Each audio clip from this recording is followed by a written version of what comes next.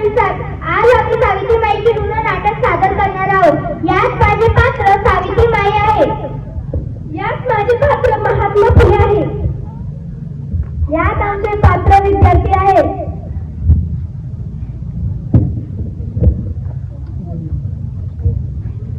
यात आमचे पात्र लोक आहेत.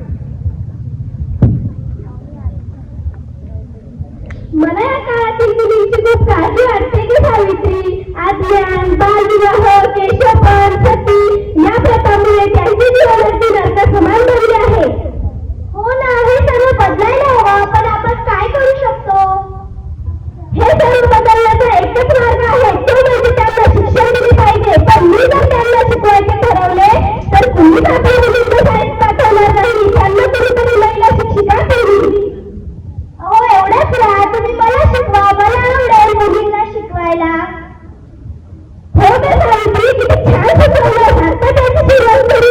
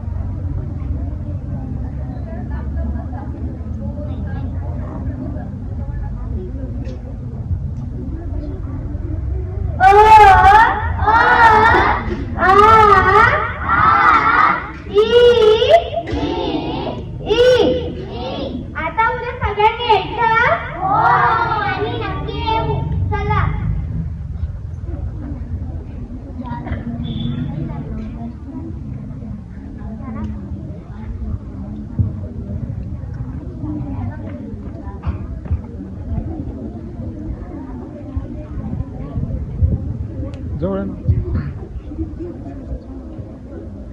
जवळ जवळ बघा, ही धर्माच्या विरुद्ध जाते. ही मुलींना शिकवते. चूल आणि मूल हेच मुलींचे काम आहे. शिक्षण नव्हे, मारायचं.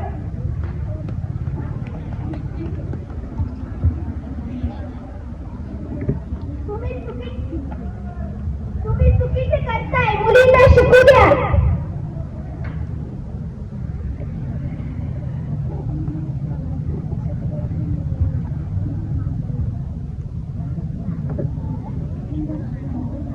व्यवस्थित घ्या सर तुम्ही.